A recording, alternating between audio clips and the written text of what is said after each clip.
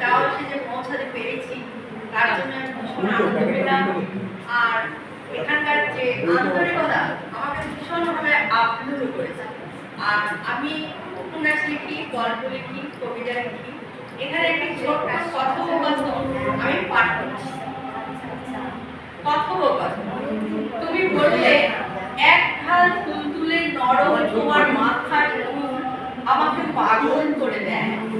আমি বললাম মৃদু শেষে তোমার বাঁশির সুর আমার মন কেমন করে দেয়। নকল করিস কেন আমার কথা?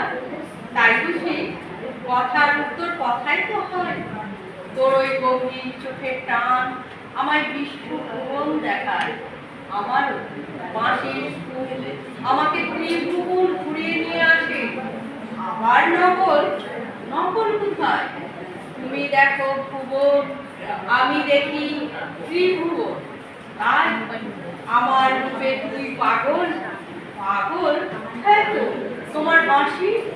আমি যে তোর চলনে বলনে খামকে দিশে হারাই, শুধুই বহিরাঙ্গ। পাগলি, পাগল তো তোমার বাঁশির সুরে, আমি কেউ না। কি না বাজা কেন? তুমিই তো সব। তুমি না থাকলে তোমার বাঁশির সুর থাকবে? নমস্কার।